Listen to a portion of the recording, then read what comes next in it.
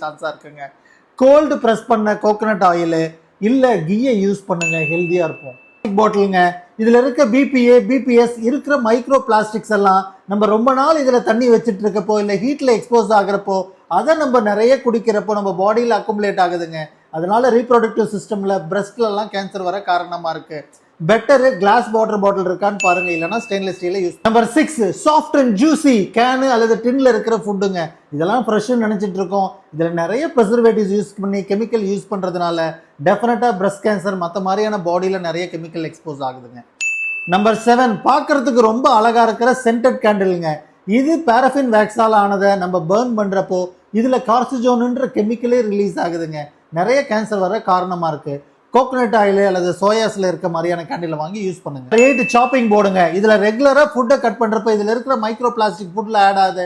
அதை நம்ம பாடியை அப்சர்வ் பண்றப்போ கட்டாய இன்ஃப்ளமேஷன் இன்க்ரீஸ் ஆகுது. நிறைய கேன்சர் வர சான்சஸ் இருக்குன்னு ரிசர்ச் சொல்லுதுங்க. உட்டன் இருக்கு, பேம்போ இருக்கு, அதை வாங்கி யூஸ் பண்ணுங்க. ஏன் இந்த வீடியோ கேன்சர் போடுறேன்னா, சிங்கப்பூர்ல இருந்து ஒரு பேஷண்ட் வந்தாங்க. குத்துற மாதிரி போய் ஏகப்பட்ட டாக்டரை பாக்குறாங்க. டக்குன்னு எம்ஆர்ஐ எடுத்து பார்த்தா கேன்சர்ன்றாங்க. ஏன் வந்தது எதுக்கு வந்ததுன்னே தெரியலைங்க. இது மாதிரி நேரத்தில் கேன்சர் சர்வைவரை ஞாபகம் வச்சுக்கலாம். அவங்க படுற கஷ்டத்தையும் நம்மளும் அதே உலகத்துல தான் வாழ்றோன்ற எண்ணத்தையும் கவனத்தோட பொறுப்போட எல்லாரும் வாழ வேண்டிய நேரங்க. நோட் பண்ணிக்கோங்க. ஹாப்பியா ஹெல்தியா எல்லாரும் இருப்போம். Just for the information, doctor Ram.